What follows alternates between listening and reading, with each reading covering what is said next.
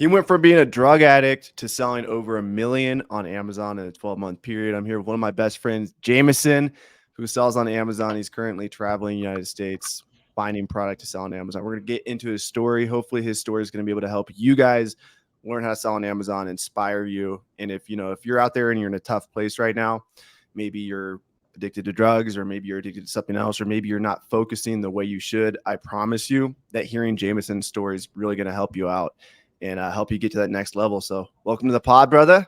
And let's get into it, man. Real quick. I paid for this intro. I paid $200 for this intro. So I'm gonna put on the screen real quick. 1 second. Let's go. I paid this. This is a race car driver. Here we go. Welcome to the Amazon Savages podcast. Hear the stories of Amazon sellers crushing it in the game and keep up with the latest strategies that are working. Sit back, relax, and remember, if you truly try and work really hard, you will make a ridiculous amount of money selling on Amazon. That's $200 I ever spent, and he wanted me to pay him for copyright, and I said, "Fuck that! My podcast ain't that big yet." So, welcome to the pod, brother. Thank you, man. Thank you. All right, man. Well, tell us a little bit about what you're doing right now, because before we hopped on the pod, you're actually up at Taylor Jones' place right now. If you want to talk a little bit about what you're doing, and then we can take a step back and dive into how you got started with all this. Yeah, most definitely. Right now, I'm currently on probably a 4-week road trip, hitting like 13 states and just kind of gearing up for Q4, sourcing inventory, doing retail arbitrage.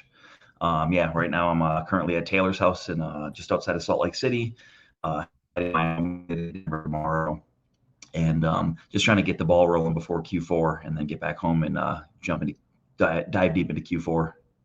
That's awesome. Yeah. So you're actually going into physical stores, buying the product, and then shipping it to Amazon.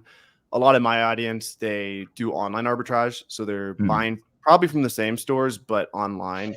So it takes a few days for them to get the product. You're able to snag probably better deals. You're able to get your inventory out quicker. Probably a little bit more fun for some people. You get to travel around. Definitely. That's pretty cool. It'd be cool if you could show that map at some point.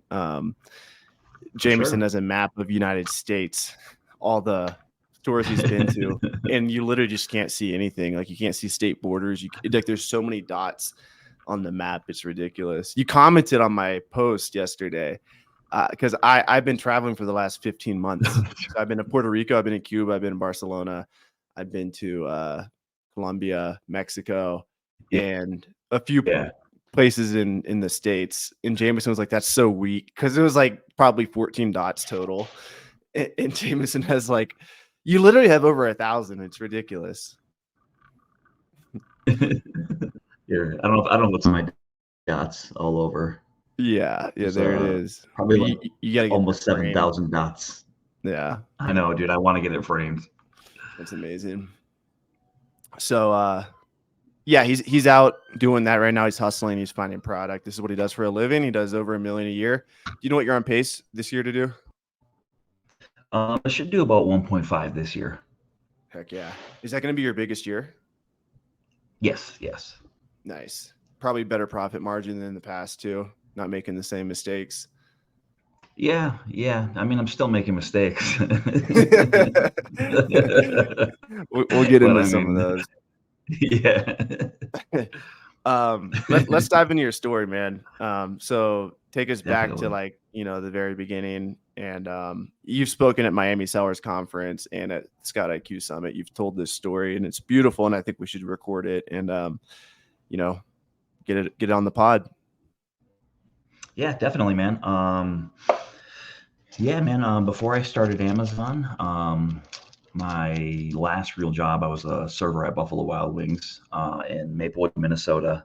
And I was actually buddies with a guy that worked in the same parking lot. He worked at TGI Fridays. And we would hang out like once or twice a week on the weekend. We'd play World of Warcraft. And I think he he would get like Percocets once in a while, and he would take them when we played World of Warcraft. And I thought I would try it too. And like I the first time I took one, I like fantastic idea, Jameson. Just take some Percocets. It was amazing. It was amazing. Like one of the best feelings I've ever had in my life. And I mean, I was mentally hooked the first time I took one. I'm like, this feels great. Like, and so we'd just take them, recreationally on the weekends. One here, one there. And then, slowly over months, it started with one pill be high, for hours. And then it would be like, okay, now I'm taking 5 or 6 to get less high. And then slowly, over a year, I became extremely addicted to them, where I'm taking, 20, 25 pills at one time to barely even get high. And then, in doing all those, like, they get expensive. You're paying sometimes $3 to $5 a pill, depending on where you're getting them. And, then you start, like it was hard to get pills sometimes, because sometimes you had to wait for people to get their prescriptions and stuff like that. And so I would go to like sketchy people, like where like a friend of a friend of a friend knew somebody, and I would like drive to people's houses or like pick people up and then bring them somewhere to get like people I don't even know, just doing very, very just risky things. And I ended up going to rehab, and I think I went to like an outpatient rehab. I think I stayed for a week, and I got like kicked out because something happened with the insurance or something. That like got denied, so they kicked me out. And then I was like pissed about that. So then I went back to using drugs again. And pretty much for 2 years, it just became worse, where it just became more expensive. Like I was doing, over 100 pills a day towards the end. I was spending an upwards of $500 a day on pills if I could get my hands on that kind of money. And you're working a job this whole time? I worked a job for the vast majority of the time. I was selling on eBay part-time. I was playing poker part-time, and I was working at Buffalo Wild Wings part-time. And I was profitable at all 3 things. So I was able to support my habits, and then eventually I got kicked off of eBay. How I, spoke at the Miami Seller Conference. I, sold some K Jewelers gift cards, got my eBay account. That was done. So I lost that. And then it got to the point where I was like, paying rent at my apartment, and it was like, oh man, like I got evicted from my apartment and moved back in with my mom, which I tried to like rationalize it, like, oh man, I'm gonna save $1,000 a month now. That's $1,000. That's that's a another freaking 2 days of Percocets. Exactly. I'm like, dude, this is amazing. Like I tried to like rationalize it like I was doing a good thing, even though I knew it was just an awful, just backwards, progression or whatever. And I ended up going back to rehab again. I went to an inpatient, and I left that after like 2 weeks. And then I ended up like falling back again. And I ended up going to rehab 4 times. It took me 4 times in rehab to finally stick. But towards the end, like I said, I got evicted from my apartment. Is that all in Minnesota? This is all in Minnesota. Yep. They have pretty good rehab up there, right? Yeah. And I mean, honestly, like I didn't have insurance. And so like I was able to like sign up for programs where the state would pay for it and got me in. And eventually I got clean and I stayed clean. So that was a extreme blessing. It just got worse, it's like, spending hundreds of dollars a day on pills, doing sketchy stuff to get pills. Me and a buddy of mine started breaking into houses where we were stealing stuff and then going to pawn it. I would steal from loved ones, family, and I would go pawn their stuff at the pawn shop, just to get pills, just to get through, because it's like towards the end, it got to the point where it's like, you don't even get high. Like I would pop 35 Percocet in one sitting and I would not feel high. I would just feel normal. Wow. 35? And without those, yes, it was bad. Like, I mean, that's crazy. I was taking 35 5-milligram pills. And I mean, I think like even when I went into rehab, like the acetaminophen that they put in the pills should have been enough to kill me, because it was like 500 milligrams of like Tylenol, I think, or something like that in each pill. And I was taking. You're paying like what is that, $165 ish? I was paying towards the end. The prices of pills went up, so I was paying like $5 a pill towards the end. So I mean, like, it would be like $165 just to feel normal. And it's like, if I didn't get, at least like say 10 pills a day, like I would be going through withdrawal. And like towards the end, like that's all you do. You don't even care about getting high. You just don't want to go through withdrawal.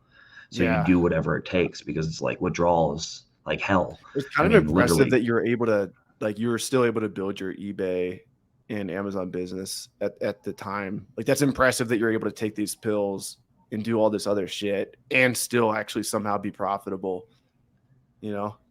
I mean, yeah, I wasn't doing Amazon at that time. I was doing eBay Okay, until I got the until I got the eBay account closed. And then are you still banned from eBay from that? I have a new eBay account that I've been selling on for a few years with no problem or whatever. I mean, I don't sell a lot on eBay. I probably sell 10 items a month, just Amazon returns or whatever. So yeah, I lost my eBay back then. And then eventually online poker got shut down back then. And which that was like probably my main source of income. I was probably making, $3 to $5 grand profit a month playing poker. That's crazy. So could you still pull that off if you? No, I started playing online poker again, and the game has changed, and I'm not as good as I used to be. Because I took so much, I took like 10 years off from playing. So I still get the fundamentals of playing poker. The game's changed. Like I'll sit at an online table and I'll just get wrecked because I just don't, because the game is so far advanced that even the bad players are way better than they used to be. Like back then, 10 years ago, bro, like if you were an average poker player, you were probably winning. Like, because there were so many bad players that like you would win at the game, even being decent. Like I had a poker coach back then. I would read every poker book. I used to go to there's a coffee chain in Minnesota called Caribou, basically like a Starbucks. I would go in the morning, pop like 20 pills, and I would go sit in Caribou Coffee, and I would read a poker book for like 10 hours straight, high.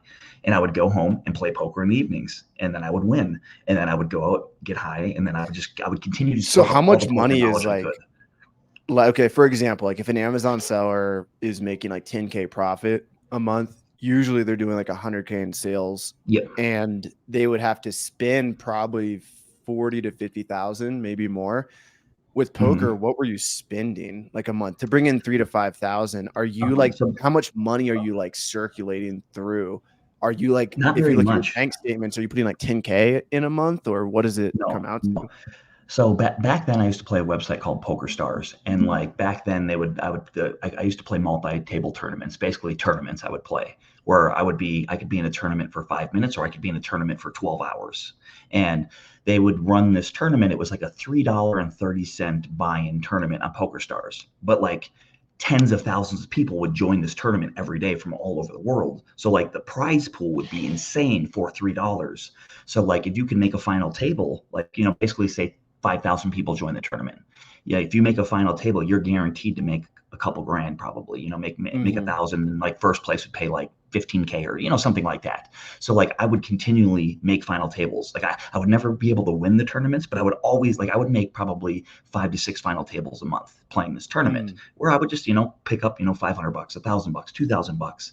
And then I would just literally play $3 to $10 tournaments every day. I would just like be 4 tabling. I'd have 4 tournaments going at once on my screen. And then usually I would, if I played, 30, 40 tournaments, in a few days or whatever, like I would be able to hit a final table at least once, because I was continually working on my game. And when I would make mistakes, I used to screen record my hands that I would play, so that way I could go back later and see what I did wrong. Okay, I should have did this here. I should have raised here when I did this. So I was constantly working on my game, where I was continually getting better as I was going, and getting high all the time would allow me to focus just on poker and studying poker all day. And that's because at the time that was like my goal in life. I wanted to become a professional poker player. Yeah. And then I became a professional drug user instead. So you do rehab, and you already have your eBay experience. At some point, do you like what's the word for it? Like, do you take all this energy that you're putting towards poker and put it towards entrepreneurship in Amazon? Is that what happened, or was it? So pretty much everything came crashing down pretty much all within like a month or two. So online poker got banned, in the United States. And so after that was it. No more online poker. So I actually think like within like a couple of weeks of online poker closing, I went and pawned my computer that I played poker on. I think I got $100 for it just to go get pills. And then I ended up getting fired from my job. Like, I think like a month later, not even, I ended up getting fired from my job. So like I lost both my income streams like that basically overnight. And so then it was just like, at that time it was like, okay, who can I borrow from this person to go pay this person, then borrow from that person to go pay, I was like doing all this stuff, and I would start taking out basically like credit with drug dealers, where I would like owe some of them hundreds, and even like one guy I owed like $1,000 to before I went into rehab, which is obviously a dangerous game. You don't want to be messing with people's money like that. And so I went to rehab finally for the last time. I came out, got clean, and stayed sober. And I won't get too much into it, but I ended up like during this whole time, I had my on and off phases of playing World of Warcraft. So once I came out of rehab, I didn't have a job. I didn't have anything to do. I sunk all my time, effort, and energy into World of Warcraft. So what I used to put into poker and eBay and stuff, I put all that energy into World of Warcraft, where I would literally watch YouTube videos all day on how to become better at the game. And then I would just play the game all day long, morning to night. What was did you have a motivation with that? Honestly, or was it just an outlet? It was probably a mixture of both. Like, I put a lot of energy and effort into like, I built up it's called a guild or a club. So like, I won't get too far into it. I was basically in in a club of like 500 people online, and there was a bunch of assholes in the group. They were just being jerks to me. So I was like, I fucking like told them off in the chat, like, fuck you guys. I'm gonna go make my own group. I'm gonna make the best fucking group ever. And I quit and I started my own group, and I fucking maxed that thing out to like 1,000 people over like a year. Like I built up a fucking crazy big group of people, like 1,000 people. I even had an NHL player in my like that I played with online in my group, and I pretty much just like our group fucked everybody up. Like we would just go out and just like I made. So it was kind of like a community thing for you, but were you making any money from it or no? I was making in-game gold, which means absolutely like nothing. $10 online. Yeah. Have you seen people sell like online money, like RuneScape money? Yeah. So I used to pay gold, like in-game gold, for people to pay for my monthly membership. I think it was like $15 a month to play. So I would pay somebody gold because I was good at earning gold in the game, and then that would just allow me to play for free.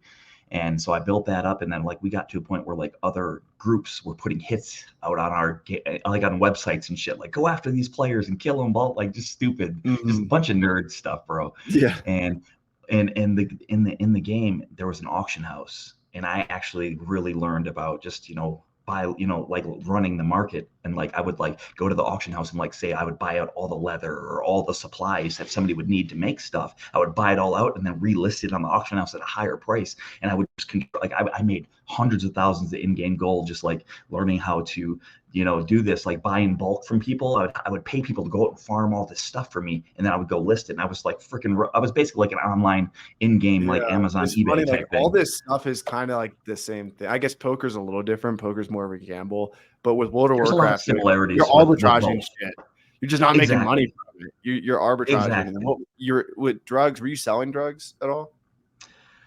I would, if I ever had a bunch of extra, like a ton of extra that I got really cheap, sometimes I would sell it to get a little bit of cash. But I really just you were kind of building the drugs. Skills. Like Exactly. I guess you're all these things, creating a little bit of cash flow from drugs, World of Warcraft, but you're not making like these are like terrible like vessels. Yeah. They're impossible to build long-term wealth with. Exactly. But, yeah. So how did the World of Warcraft phase end? What caused that to fall off? It just got to the point, dude. I fucking played that game. I mean, I kid you not. Whatever I would wake up in the morning, I would play. I would log on, and I would play all the way until I would go to bed. And I mean, it was every day. I'm not talking about once or twice a week or over, like every single day, bro. And it was fun for about a year, year and a half. And I still enjoyed it towards the end. I met a lot of good people, a lot of good friends who would, talk online while we played. And I met some really, really good friends and people that I'm still friends with today that I don't even play the game with, but we still talk on the phone, a couple times a year and stuff. And so I just got burned out, the thing is I knew once I quit that my group that I built up of like 1,000 people, that would die off. And I didn't want that to die off. So I played way longer than I should have because I just didn't want to lose what I had built. Right. I knew once I stopped playing, it would die out. And it just, I felt so like just emotionally drained and dead towards the end because it was like just the same old stuff every single day, blah, blah, you know, just like, it just got so just. You probably knew it in the just back of your became- head too that you could have been making like a ton of money if you would have taken that same effort and focus and put it towards a business. Were you doing Exactly, any man. Amazon stuff at this time, or was No, this? I didn't even know what Amazon was at this time. You know, this was I had around towards the end of this, I did start like I did make a new eBay account because I had a couple random like video games that I just had sitting aside that I just listed just to get a little bit of money or whatever. And then I think I slowly started to get back into garage sale. I started doing garage sales, you know, just to kind of like get out of the house and just, you know, find a hobby and stuff. And you know, which I enjoyed doing garage sales. I loved that was one of my favorite times, you know, doing garage sales, just finding deals. It was fun, like hunting for deals. But you know, the World of Warcraft thing, I eventually quit. It took a long time. Like I gave the group away to one of my best friends in the game, which was like really hard to do. It was like giving away a kid, you know, like it was like, you know, so it was really hard to deal with that. Like I'd spent all these years building up this group and now I'm giving it away. Like, but it's like, it just got sick of being a loser, dude. I wasn't working. You know, I was on like government, like medical assistance. So like I was on these things called Suboxone, which were like these orange, like Listerine type strips. Basically, you put them under your tongue. I was taking 16 milligrams a day. Basically, this Listerine strip type thing. You took this and it would take away your urge to want to get high.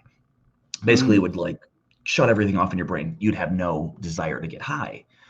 But the thing is that people that weren't prescribed this and taking it regularly, if you took it, you would get high.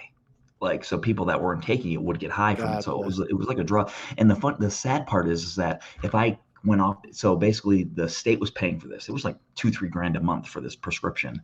And with the stipulation of me getting this, I wasn't allowed to make more than like $625 a month income, which is nothing. What is that, like working like a day and a half a week? Basically, like who the heck's going to hire me for 1 day a week, you know? So basically they forced you to not work. Like the system is rigged in the sense where it's like it designs to hold you down because it's like I wanted to work. I had no problem working, you know, but it's like I didn't want to lose. There's no way I could go make more than $3 grand a month, even getting a full-time job with no skills. Unless you did it like getting cash or something like so either you do something illegal or you just don't work. Exactly. And so like I actually did try to work. I was like, oh, you know, I'm gonna go get a job and they won't notice. And I actually got a letter in the mail saying, you've been working, you better quit or we're gonna, you know, like, so I was like, oh crap, you know. It's fucking crazy. So for years I didn't work because I didn't want to lose my, you know, prescription that I was on for that thing. So what I did was I slowly over like a 2-year period, I weaned myself off this because this medication, if you stop taking it, the withdrawals were worse on this than it was on the frickin' Percocet, the Vicodin, and all that stuff. And the withdrawals lasted like could last weeks or a month. So over like a year or a year and a half, something like that, I slowly weaned myself off, and I would slowly save up. I was saving up, you know, extra ones so that way I could wean myself off because I was done. I was like, I'm going to stop taking this and I want to start working again because I felt like a loser. And so eventually I was like, I just stopped going to the doctor. I just went out and got, you know, I was trying to get out and find a job, you know, where I was applying everywhere and all that stuff. And like, you know, remember I spoke at Miami and, you know, Scout IQ and stuff that nobody would hire me, you know, because I went so long with not working. And I remember I finally got off my Suboxone. I just left the Green Room meetup in 2016 in Austin. I was in a hotel room in Austin. I had like 4 or 5 of these strips left. And at this point I was taking like little tiny pieces a day, very small. So like one strip would last me like 10 days. You know, and I took my last like 4 or 5 strips left. I took them out of the wrapper and I flushed them down the toilet while I was in Austin. I'm like, I'm done. I'm not taking this anymore. And thankfully at that point, I weaned myself off to so little that I didn't go through any withdrawal. And then I didn't look back, you know, at that. And then and that's, you know, where I started, you know, I got into the whole Amazon thing. And then, you know, I was doing eBay and then, you know, started to travel and do retail arbitrage road trips. And yeah, so I mean, I really didn't start, like, I think I signed up for my Amazon account, I think in like 2000, I don't know, like 15 or something, give or take around that ballpark. And I went to my first Green Room meetup in 2016, and I kind of got into Amazon within that year there, and then, you know, got rid of the Suboxone and the World of Warcraft and all that stuff, and slowly, you know, put all that time and all those, like, that whole time I was going through all that, like, I didn't even realize I was like learning skills that actually helped me in my business today and like helped me become who I am today. You know, it's like World of Warcraft, poker, poker. And like, you know, this is one reason why I love Amazon is like there are so many similarities between poker and Amazon is why I still get that high and that like, you know, like I'm addicted to Amazon, I would say. Like, you know, like I love it. I love, you know, hitting the road and I love what I'm doing. I think it's very healthy. You know, it's, you know, I'm making money, I'm having fun, I'm making memories, I'm making friends, you know, it's like I'm winning in every angle. What do you think the biggest similarity is between poker and Amazon? It's just like, you know, how you go out, you analyze like I mean, in a sense you are gambling, like, you know, poker's gambling, but if you play poker the right way over the long run, you're going to win at the game, you know, similar to Amazon. Like, you know, you analyze your deals kind of like, you know, like when you play one hand of poker, you know, like I used to like with my poker coach, I would play a hand of poker. If I got stuck or I didn't know what to do, I would screen record that hand. And when we did our coaching calls, we sometimes would go over one hand of poker for like 30 minutes. We would analyze, okay, well, what if you would have raised here? Okay, what if you would have checked, allowed your opponent to bet, then you check raise, and you would have extract, you know, get this much more money from him by playing it this way. And we could talk about like, and same thing where you can analyze a Keep a deal or an Amazon deal, like based on like, okay, how deep should I go? How many sellers are on listing? Okay, how many price drops a month? How fast this goes? Or hitting with IP, like, you know, you can analyze that. So it's like I love that part about Amazon because it's like you can dive in and you can look at a Keep a chart. Say you did a video on a Keep a chart. You could talk about that Keep a chart for like 15 minutes and just dive in at all the different angles of it, which to me is why I love it because it's so many similarities with poker. And, you know, it's just, you know, I don't know. I just really enjoy the sense of that. It's funny. I actually know I know like 2 or 3 people that used to be full-time poker players that are now Amazon sellers, and like and then we talk about that too, like how it was like all the similarities. Are they retail arbitrage or are they doing wholesale OA? So I have one buddy who played professional poker. They came to Amazon because he got burned out from poker, and now he's doing both. He does Amazon and poker. He does retail arbitrage, online arbitrage. And I have another really, really good buddy who was full-time Amazon, and he always played poker on the side, but now he's full-time poker because he was like, he got burnt out of hitting all the stores and shopping and all that. And now he just plays full-time poker. But like, I still talk to those guys regularly, and it's like, I can talk to them about poker or Amazon, you know, and it's like, you know, always a good conversation. Yeah. What was the first month where you're like, okay, this is a lot of money coming in from Amazon. I could probably make a full-time income from it. Like, what types of things were you doing, and like, how much money were you bringing in? So this was probably back in 2000. Because the bar was kind of low. I mean, yeah, back you know, then you were working those jobs, and like you were kind of held down because you were getting paid $3,000 a month essentially in drugs. So the bar was probably just a couple thousand, right? Like once you probably made a couple thousand, you're like, all right, like I could scale this. Yeah. So I got back into eBay, and I was probably making $200, $300, $400 a month profit on there, which at the time was enough to survive. Like I ended up, you know, leaving everything in Minnesota, moving to Nashville. I was sleeping on my buddy's floor in Nashville, and I was making a few $100 a month on eBay, which was enough. You can come sleep on my floor in Nashville. Hey, I'm on my way. I was sleeping on his floor. I was doing eBay, trying to find a job. And then like at the time that was enough to survive because he wasn't charging me rent. He was letting me stay there for free, which, you know, that was amazing. I think I had like my cell phone bill, and then like I didn't even have car insurance. Like I literally drove from Minnesota to Nashville without car insurance. And like didn't have car insurance for the longest time. And like, so I really didn't have any bills. I had my phone bill and, you know, food. I would just buy cheap food, you know, cheap dollar store stuff, this, that, and eat off the dollar menu at Taco Bell, go eat 2-3 things and be done, you know? So I didn't need a lot to survive. So I was making it on eBay, and then I found Amazon, and then like within like, you know, first, you know, let's say like first year on Amazon, like I built up to where my payouts, not my profit, my payouts, I was getting like, I don't know, like $2-3 grand every 2 weeks, which was a lot of money. Even obviously it's not all profit, but it was like a payout, which was a lot of money because like it didn't take me a lot to survive back then. And you know, I didn't get to talk about this too much in Miami. Maybe I did, but like I had a close family member who was got into pills themselves and was a compulsive gambler, where they would go to, this was back then, you go to the casino, you could put your ATM in your ATM card in the ATM and pull out money, even though you might only have $1 or $2 in your account, you could pull out like $500. Like back then you were allowed to do that. And so they would do this thinking that they would win to replace the money. They would never win, they would lose, which would make the account go into negative. And at that time we were sharing a bank account. because I was too scared to get my own bank account because I had creditors and stuff after me trying to come after my money, and I didn't want them to take my Amazon payouts. So I shared a bank account with my family member. It was in their name, but the payouts would go into their account. Mhm. And then so who had to pay all those overdraft fees and all the negatives? Me. My Amazon payout would automatically go into the account, and it would go directly to paying off their thing. And it just kept happening. It kept, every time I would build up, I would get knocked back down. Build up, I would get knocked back down. And it was like, it was really tough. And I knew at that time, I was like, I know I can make this work, because I'm seeing $2,000 payouts every 2 weeks. I know I can keep working harder and getting out there and keep flipping the money. I know I can get it to where it, so I saw light, even though I was going through all that and had a lot of toxic relationships still in my life at that time. I knew I could continue to grow, because I was seeing the potential. And like Amazon was my full-time income, even though it wasn't a full-time income, because all I had was time. I didn't have anything else to do. I didn't have any job. So it was like, I had no choice but to make that work in my eyes, Right.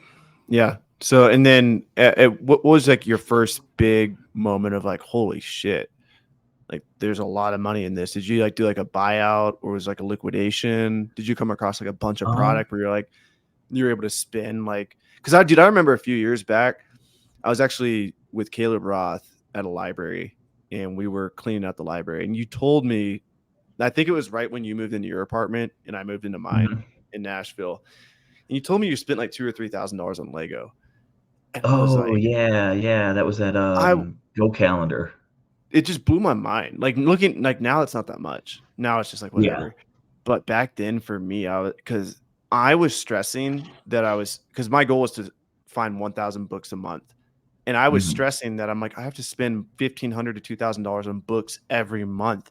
And then you're like, yeah, I just spent $3,000 on Lego, like in a day. And I remember I told Caleb that, and Caleb wasn't really impressed, obviously, but he was like, you'll get there one day, Avery. Like, but yeah, that was like, for me, that was like a big difference between selling books and retail arbitrage. Like you're able to spend so much money in one day. So do you remember like a time where you were just like kind of nervous spending a lot of money, but then when you spent it, it came back, like it actually worked out? I don't think off the top of my head, I don't think I ever really had a moment like that, because it was always slow and steady growth. And it was like I took so many risks in life, like with drugs, and like even like all the times I would go like I would have my buddy, I call a buddy, hey, can you score any pills? No, but I know somebody who knows someone who has pills. Go to their house at 2 a.m. tonight, knock on their door and ask for blah blah blah. Like I would put myself in those types of situations regularly. So like I took so many risks in life back then, and I didn't even think them as risks. So like in Amazon, like I never really felt like, oh my gosh, this is this gonna work out? Or like I just that doesn't cross my mind. Like I'll take risks like every day, which I probably don't see as risk, but if I were chatting with somebody, they'd be like, oh wow, that's like, because like I took so many risks and I beat them and I won, and it's like, so I don't even look at a lot of things I do as risky. I think a lot of things I'm doing are safe or on the safer side. So I never really had a moment like that. I know after my first Q4, like I realized the potential in Amazon, like because like I had trouble, like in the beginning I would go and scan tens of thousands, probably hundreds of thousands of items over, a time period, and never find hardly anything profitable, like maybe a couple things here and there. And I used to bitch in the green room, how do you guys make any money doing this? I went out today for 9 hours. I scanned the whole entire toy section, every row, every aisle, and I found 2 profitable things. How do you guys make any money? And I just kept at it. I just kept at it. And just, I was very determined. Once I'm into something, like I'm focused on something, like that's it. I'm winning. I'm getting it. I'm going to make it happen. And, I did that for months and months and months. And then we got into the first Q4. And then like during Q4, it was like, my payouts would be like, $3-4 grand or whatever they were, something like that. And I would spend them in a day. Like I would go out in a day or 2 days and be able to boom, done. I was like, oh, I wish I had more money. And then after Q4 ran over, it just kind of started to make sense. And then right after Q4, it was like January clearance everywhere. So I was going and get clearance. And the cool thing about back then, is like I would right after clearance hit in January at Target, I went in. Target had hundreds of clearance video games there, and I was scared to go deep. I would go like 5 of this, 2 of that, 1 of that, and I bought like 5 or 10 of these Uncharted PS3 games, bought them, send them in. They all sold in like a day. And I went back to that same Target like 2 weeks later, and they still had like 50 copies. Like no, in like 2 weeks, nobody bought them because like nobody was doing retail arbitrage then. So I didn't have to buy everything off the shelf. I would leave it there sometimes, and I would just come back and pick it up as needed because nobody was doing it. And literally clearance stuff would sit on the shelves for weeks, for months.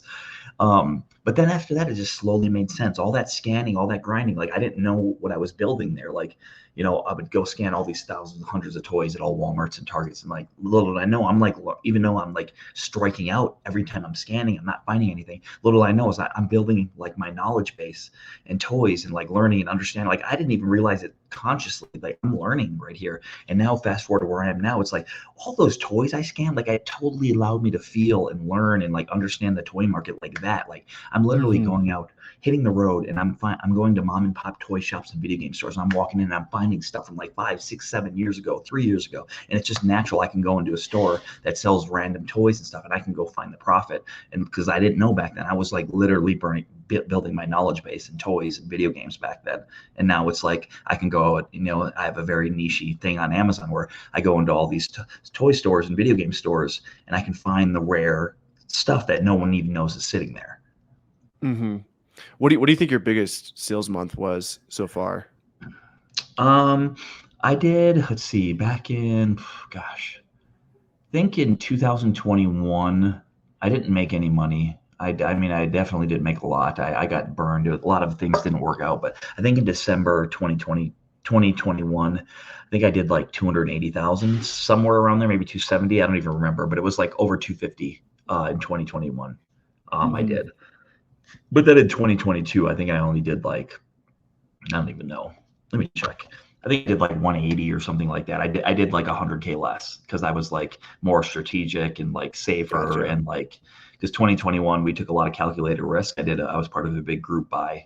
And we took a bunch of, you know, calculated risks, and it just did not work out. Okay. So it looks like I did about 205 in December last year.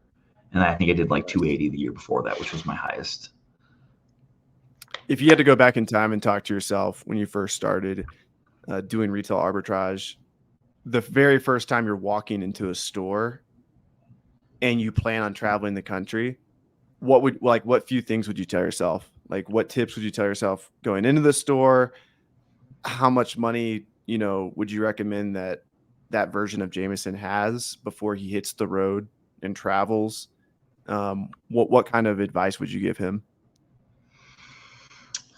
That's a good question.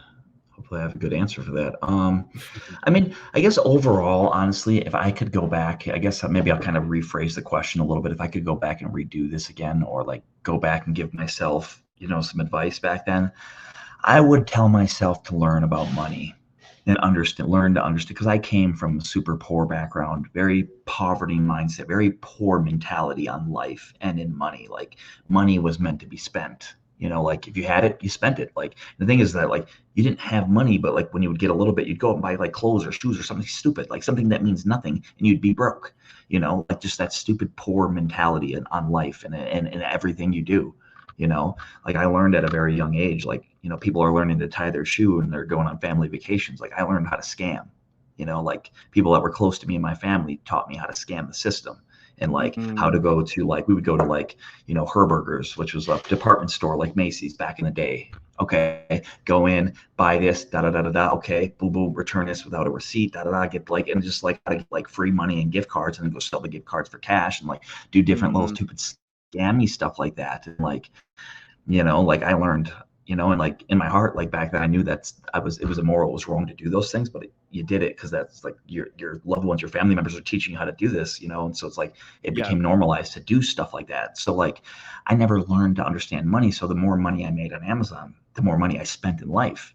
And so like I wish I could go back to me and slap the shit out of me and say, learn about money, learn how to understand money. Like, you know, money, you learn how to save it and invest it in things, and like don't spend it stupidly and recklessly on dumb shit that does not even matter.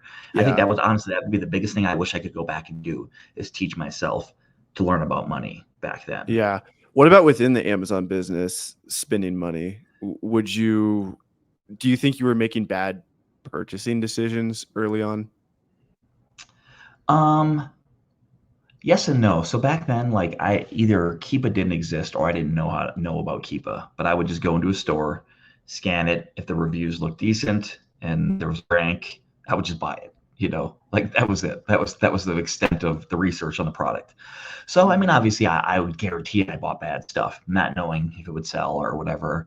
Um, but I think like, and again, too, like the more money I made on Amazon, I think the more sometimes riskier buys I might do. Like I've made a lot of bad buys, and sometimes to this day I'll still make a stupid buy, and like I'll look back at it, I'm like, what the hell was I thinking? Why did I even buy that? Like, so I would just probably would have just, gosh, I don't know, man. I wish I had a good answer for that. Most people like, I wish I had a good answer. Like You don't think feel you for like what I you need. don't think you like put all your money in like one product that wasn't good starting out? Were you like, because that's how I am. No. I get so excited about like if something's making money, I'm like, all right, let's just put 100% effort into that.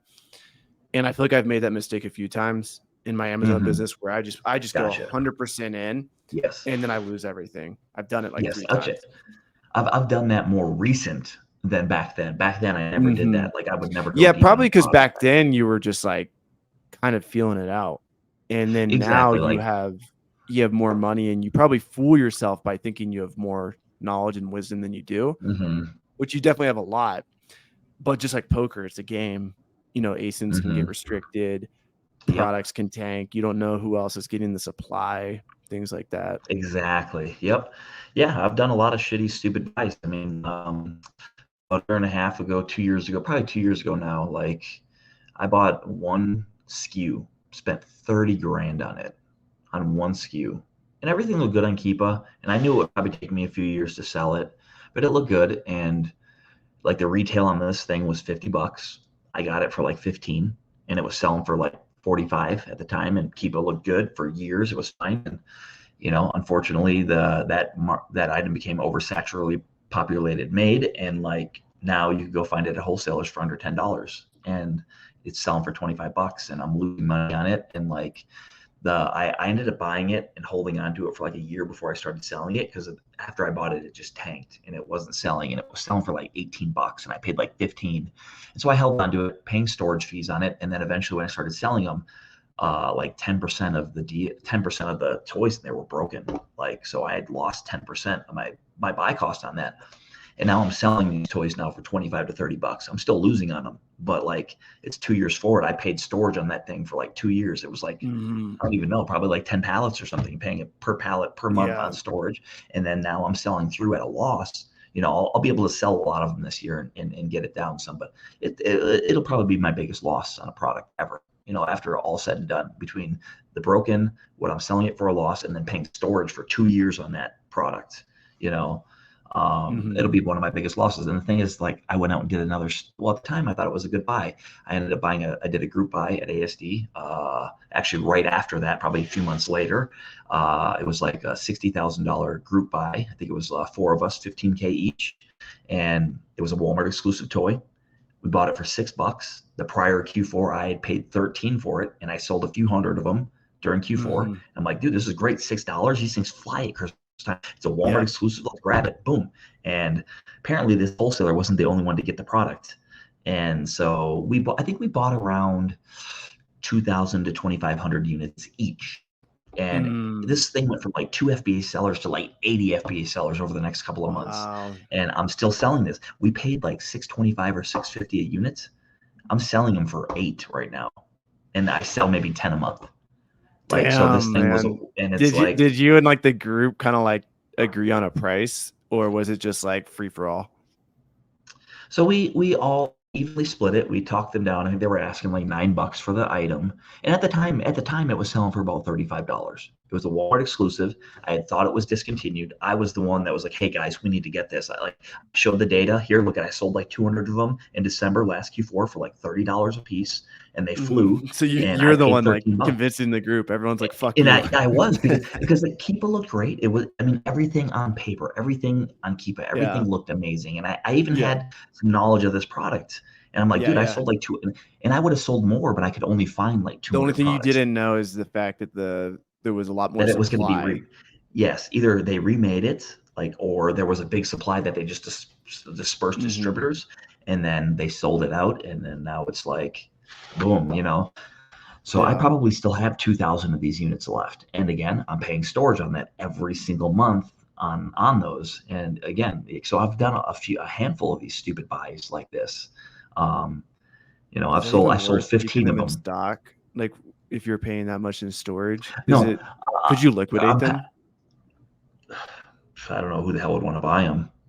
Well, the Amazon has a liquidation program. Oh gosh, they probably would give you. Well, I only have like 100. It's better than paying removal fees, though. So, like, okay, this summer, one of my Amazon accounts was shut down. Everyone knows this. I've been through like 5 account shutdowns in the last year, and I hired Riverbend Consulting to get my Amazon account back. And the only reason why I hired them was out of desperation, because I had 10,000 CDs, DVDs, and books in stock, FBA.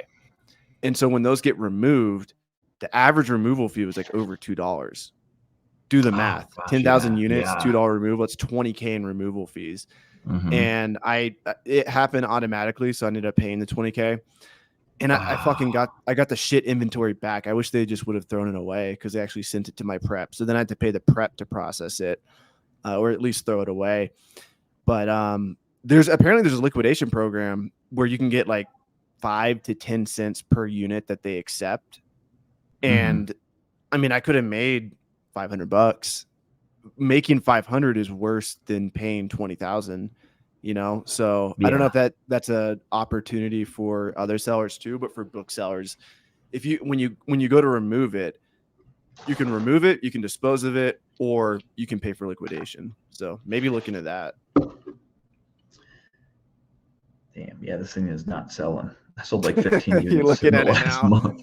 Yeah. I mean, it's clearing like $2.50 after fees. I have like 100 at Amazon, but I have like 2,000 at my prep center. So at one point, for everyone wondering how we just like transition topics so quickly, we just took a coffee break. But real quick, I want to transition to your journey doing social media. You've done Periscope, and you built a pretty big audience there. If you want to talk a little bit about, because that's very similar to the World of Warcraft thing you were doing. Like, you built a community on Periscope, and if you want to talk about how that helped your business and just like open up more opportunity. Yeah, definitely. Periscope was great. I mean, like, that really helped me build like a strong foundation of like community within the Amazon world. Like, I remember the first Periscope I ever did, and I was so scared to even like hit the go live button. I remember I was sitting in the passenger seat of my friend's car, my friend Joe Clay from the green room. I was with him, I believe. And I remember hitting record, and like, I didn't even say a lot because I was so scared to talk on the camera and like, you know, look at my phone and like talk to people. And I think maybe only a couple people went on, but like, I just like stuck with it. You know, I started to go on more regularly, which became very, like, it became natural and like, okay, to go on. And then I started going live on when I was in Walmart and stuff, and I would share what I was buying. Because back then, like, this is, you know, 2000, gosh, I don't even know, 15-ish in that area. Like, you could share what you were buying, and like, because it's like, you know, like, there wasn't really a mat. Like, I couldn't go to my Instagram now and share a hot bolo. Like, that thing would be tanked in a week. You know, but like back then you could share like that because there wasn't. Dude, a lot you know of what's Amazon funny? sellers. I was just thinking about this. Like, if you post something on Instagram, but especially if you do it by accident, or you post on YouTube, or somebody hears through the grapevine that you have this product, everybody will hop on that product. But now what I'm realizing is, after my Amazon account has been shut down, I'm trying to sell some of my really good product, like really fucking good, top 1% on Amazon. I promise you. And dude, it's like hard to get people to buy it. And it's because I'm like presenting it to them, and I'm like, hey, do you want this? I'm like trying to sell them. And it's like I feel bad even selling it because it's such good inventory. And people are like, nah, I don't want it. But the moment that somebody sees, like in a YouTube video, they find my store name or something, and they storefront stock me, and they find that deal, even if it's a shitty deal, they're like, I'm going to buy this. Like, Avery's making so much money off of this. So if they find it like in an indirect way, then they feel like they worked for it. But if I come to them and I'm like, take this, they don't want it. No, get away from me. Yeah, it's so interesting, man. It's, anyway, back to, you said you were sharing like bolos and stuff. Yeah, I would just like kind of share like because I started traveling around the country, and like you're by yourself, like you can get fairly lonely when you're by yourself. So I started to go on Periscope as I was traveling around the country, and I slowly built up, following on there. And like they used to have it like I don't know what I don't even know if they were using like algorithm type stuff back then, but like you could like I don't know what would term you to get you on the front page of Periscope. Like basically, if you went to the Periscope app, you would be on the front page, and like I was continually like was on the front page, like trending on their main page, like, with like celebrities and the president and all this stuff. Like I would like, you'd log on to Periscope and I'd be like one of the 5 accounts, like right there. And so that like helped me, like that allowed me to build a really, really, really big following. And I probably had the vast majority of the people that followed me on Periscope weren't even Amazon sellers, but people just wanted to come along for the adventure. Like literally people that didn't even sell on Amazon would come on and I would go live on Periscope for like an hour. And I would like pretty much from the beginning to the end, like when I really built it up, I would have like 400, 500, 600 people live the entire time while I was just talking about Amazon or just talking about my trip or something crazy story that happened. And like it became like to the point where I loved going live on Periscope. I would literally go live on Periscope sometimes for hours at a time because those were like my friends. I was traveling around the country. I'd be in my hotel room talking, and I built, and I met a lot of Amazon people through there too, which to this day, helped me build a strong foundation in the Amazon community and like make good friends, which helped me in my business. All the areas like if I have trouble on Amazon or if I'm stuck in a certain situation, I know at least one person out there in that area that can help me. Say I'm stuck on something and I don't know anybody, I could come to you and be like, hey, do you know anyone that can help me with this? And like we're good friends, so like you could probably like connect me to someone. Like so it's like, and same thing with you. If you're stuck and I can't help you, I probably could find somebody that can help you. So it's like, have a strong foundation and good community of people where it's like if you have an issue or if you need help with something or like whatever it may be, like someone or someone that knows someone. And so it's nice to have those roots in this community to if you're ever in trouble or if you need help or whatever the case may be. So Periscope really helped me build that up. Definitely. Yeah. I think we're social creatures. And I think that if we don't have that aspect where we can connect with like a tribe of people, then like if you're doing this thing 100% on your own, and the only way you ever learn information is like through Reddit or through YouTube videos or Google, you could experience a certain level of success, but at the end of the day, we're like animals and we're social creatures. And if you have 3 friends who are all selling 5 million plus on Amazon, then you're like, why the fuck am I not selling 5 million on Amazon? Like, if all your friends are doing really well, like I have multiple friends who are millionaires in the space now. And so when I go to sleep at night, I'm thinking like, okay, why am I not a millionaire yet? What do I need to do? And so my brain starts thinking like, oh, this is normal to be a millionaire. You just have to do a few things like, right. You have to do step 1, step 2, step 3. Whereas if you don't have any friends in this space at all, you think everyone on TikTok's a scammer. You think everyone on YouTube is like just trying to make a quick buck off of you, which a lot of them are, so you're right about that. But if you don't actually have friends in this space who are doing things, then like, it's also just going to take you a lot longer to get through questions that you have. Like if you run into an issue, an IP complaint or something, and you're selling a product that all your other friends are selling, you just hit up the group chat and then they're like, oh no, dude, don't worry about it. Or, oh yeah, like definitely like get off that listing ASAP. Yes. 100%. Just little things like that. Like it literally makes you more intelligent because you have all your friends around you, So what's your favorite Amazon event? There's only one right answer. Of course. You already know the answer to that one, baby. Miami Seller Conference. Miami Sellers Conference. And I truly mean that too.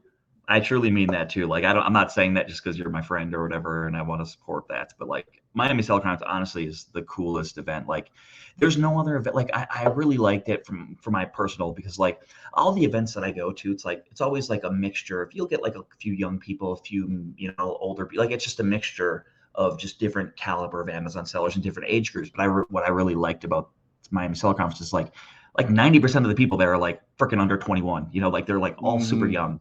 And so it's cool. It's very like motivational, inspirational to like be around that, because it's like the way they think of Amazon as a whole, like, is completely different than I could even comprehend. So it's super cool to be around that, even though I don't understand a lot of the stuff that these young guys are doing. Like, I want to learn. So it's nice to be around. Like, it's like when you go into the room, if you're the smartest guy in the room, you're in the wrong room. Like, I go into this room of people and I'm the fucking dumbest guy in the room. I'm in the right room, like, so that's why I really like it. I like being around all these guys, and just like, I eventually, hopefully it clicks and I learn to understand this side of business. And I really enjoy what being types around of the young guys for things that. are you seeing like the younger guys do that you're like impressed by, or that you don't understand? Like, how like you could come in, like, say, okay, I'm my 18th birthday, sign up for my Amazon account, and then within 1 year I'm doing 3 million, something like that. Like, to me, that's insane. Like, I've been doing this shit for like 800 years, bro, and I still haven't hit that. So it's like, it's cool, that you could come in and be fresh within a year on Amazon and you're doing 7 figures, like, no, like, boom, like that. What types of is there like specific tactics that you're seeing them do? Is it like botting or anything like systems? I think a lot of people have systems in place, whether it be help for VAs or just have a good buying system, good team. And that's one thing. I've been super stubborn. I'm so stubborn. Like, I won't be one of those people that's like super stubborn but won't admit it. Like, I'm super stubborn and I'm stuck in I've been stuck in my ways. So it's like, I don't do a lot of the things I need to do. Like, I know if I get a few systems in place, maybe a couple employees, one employee even, or change a couple things, I could probably double or triple my business, but I choose to do it on my own for the most part. Me and my girl, she helps me too. And, we do good at it. And so it's like, if I tweaked a few things in my business, I could like double it, and it's like, so I'm trying to break that mindset of just being stuck in my ways, thinking like what I know is best and this works for me. But it's like being around this, eventually I know it'll click. So it's like, I really enjoy just being around this crowd of people they're so like more intelligent than I am. Like, I learned Amazon the old school way, like where I'm going out scanning hundreds of thousands of toys, where there's just, learning, they're like building like a system and then like a spreadsheet to do this, that which goes and scrapes this and does this and grabs that. It's like, holy fuck, like, that's amazing. Yeah. I don't understand any of it, but it sounds freaking cool. Yep. 100%. MiamiSellersConference.com. Go get tickets, guys. The price is not going to get any cheaper than it is now. So at the time you're watching this podcast, whatever the price is on MiamiSellersConference.com, it's probably going to go down March, the weekend of St. Patrick's Day. So March 16th, 17th, I think, is when we're going to do it. I want to do it after wrestling season this year. And that's the weekend after ASD. Do you think that's like a good time, or do you think it's too close? Let's see here. Well, so let me see. So ASD, is it 12th? March through 13th, I think. Let's see. ASD is probably going to be the 9th to it's the already 13th. Got a date. Yeah. I think ASD was, ASD is the 10th to the 13th. Do you think the weekend after would be like too close, or do you think it'd be like a good vibe? Like everyone at ASD is like, hey, we're going to Miami. Are you going to be at Miami? Or do you think it'd be like?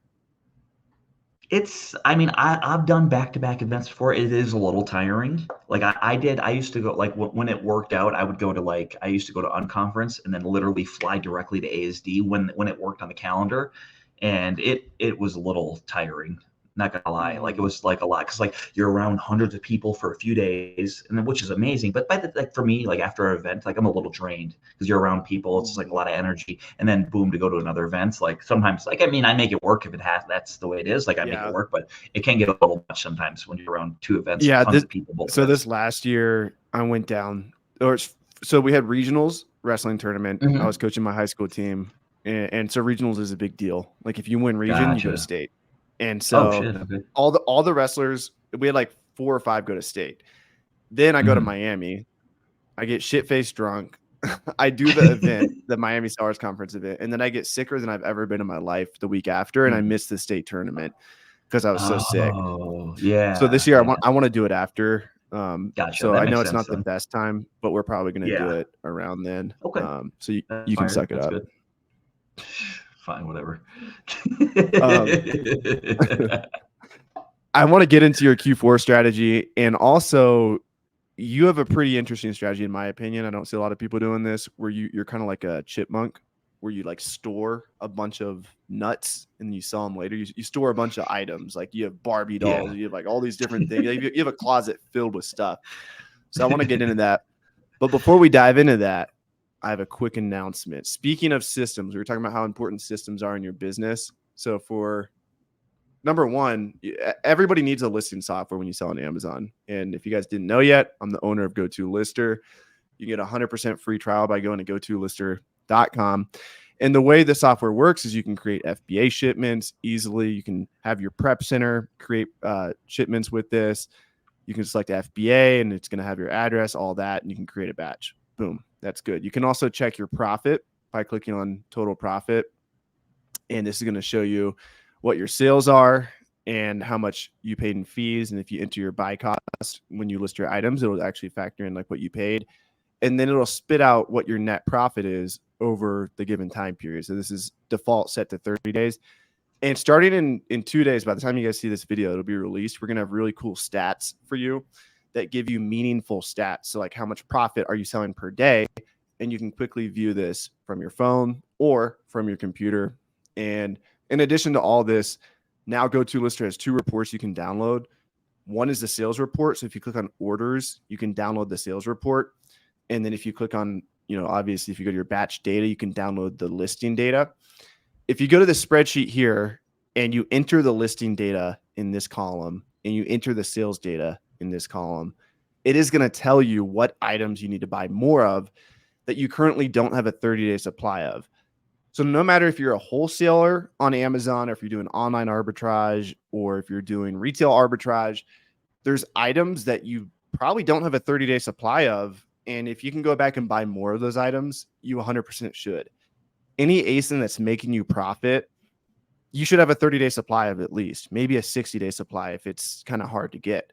So the way the spreadsheet works is it actually will tell you how many more units you need to buy. It'll tell you exactly how many units you need to buy based off of the items listed in GoToLister and what your sales data is. It'll give you a 1 month supply, and it's going to factor in what you already have in stock. So if you have 100 in stock and GoToLister thinks you're going to sell 200, then it's going to tell you to buy another 100 because you're 100 short for the 30-day supply. So this is the replay spreadsheet. When you sign up for GoToLister, you will get this emailed to you. And if you guys email us the code Jameson at support@gotolister.com, that's Jameson, we will, number one, give Jameson some coffee money. We'll get him set up so he gets a little affiliate cut. And number two, we'll actually give you a 30-day extended trial. So if you guys go ahead and sign up, and then through that same email us at support@gotolister.com, Jameson, and we'll give you that 30-day supply. So this is an inventory lab replacement. This is, I feel sorry if you use AccelerList or some other inferior software. This replaces every listing software out there. So yes, this is a replacement, and this also gives you meaningful stats like profit reports, and now we have replen reports too when you should replenish. So back to the pod, Mr. Jameson, Q4 strategy, and then let's talk a little bit about your chipmunk strategy. Yeah, definitely, man. So pretty much after Q4 is over, I pretty much from January to October, I'm looking for deals. Generally Lego, where I can get Lego half off or more. I do seasonal stuff too. I'll buy a bunch of Christmas seasonal items in January, where I'm getting 70 to 80% off retail, and then I'll hold them for that Christmas to sell. So I've got thousands of units ready to go that are seasonal Christmas stuff that I got like 75% off retail, that I'm ready to, get listed on Amazon here in October. So that's part of my strategy. Again, I do long-term hold toys where I hold a lot of Legos for about a year, and then I'll send them all in, during Christmas, or the majority of them, if they're performing well. What's the ROI in most of these products? I would say on average, the long-term products. I would say probably, so a lot of my Christmas seasonal stuff, easily probably, 150% ROI, give or take. Sometimes it can perform a little bit better. Sometimes the stuff doesn't. I would say on average, probably 150, because not everything is going to perform at peak, ROI. Sometimes it just doesn't work out. But I would say on average around 150 for that. And then the toys can really vary, because sometimes like with Lego holding, like you can hold it for 6 months and you can make 100% ROI. You could hold it for 2 years and make 300% ROI, so it's like depending on how long that Lego is released, when it goes on clearance, when they retire it and all that good stuff. So I'll hold my Legos to varying degrees. Like sometimes I just want to like free up space and get some more liquid cash. I'll sell them a little bit sooner.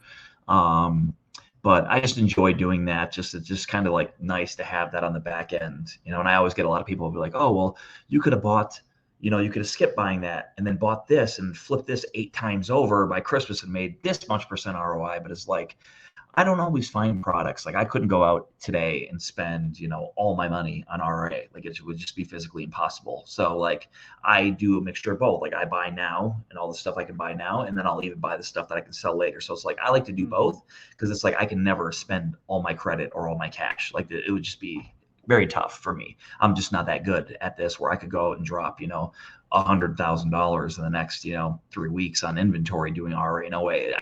There's no way I'm that good at Amazon to be able to do that. So I like to mix my game up with the long-term holds and then the buy now, flip now stuff. But overall for my Q4 strategy, like I got burnt back in 2021. Me and like, I would say like 5 or 6 guys, all probably some of the smartest Amazon sellers I know.